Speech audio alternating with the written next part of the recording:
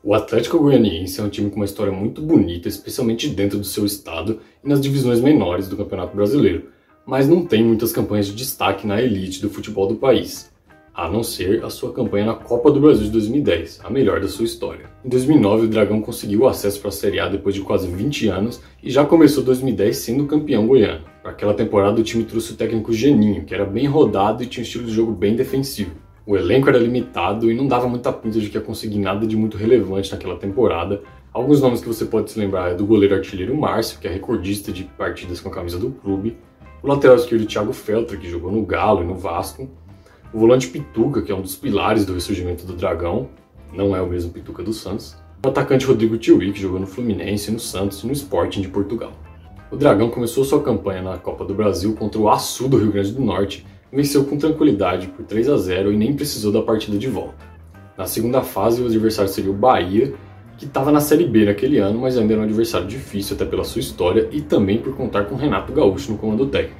Em casa, o Dragão anulou o ataque do tricolor de aço e ainda marcou 2 gols. Fora, perdeu, mas só de 1-0 e por isso conquistou a classificação. Nas oitavas, o adversário seria o Santa Cruz, que apesar da sua história era um time bem inferior, estava na Série D naquela temporada. O Atlético fez 2-1 em Recife. No jogo da volta não conseguiu criar muito, que era uma característica até daquele time. Não jogou bem, mas mesmo assim conseguiu vencer por 2-0 e avançar.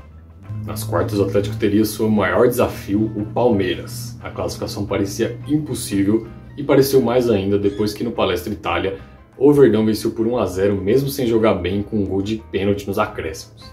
Mas com muita entrega, o Dragão se soltou um pouco mais no jogo da volta. O Palmeiras teve um atleta expulso e com isso o Atlético conseguiu seu golzinho. A partida foi para os pênaltis, 10 cobranças e apenas 3 entraram. Os goleiros Marcos e Márcio foram destaque, melhor para o Márcio, que também converteu a sua cobrança, ele que era cobrador de pênalti de falta. Assim o Atlético venceu por 2-1 nos pênaltis e conseguiu se classificar heroicamente. Inclusive o Atlético seria uma pedra no sapato do Verdão naquele ano, isso porque no Brasileirão o time venceu os 2 confrontos entre os times, ambos por 3-0. Nas semis, o adversário do Dragão seria o Vitória, que tinha eliminado o Vasco. Era um time que estava na Série A, mas não parecia um adversário tão complicado assim para o Atlético, que tinha passado pelo Palmeiras. Então havia uma grande esperança do time chegar na final.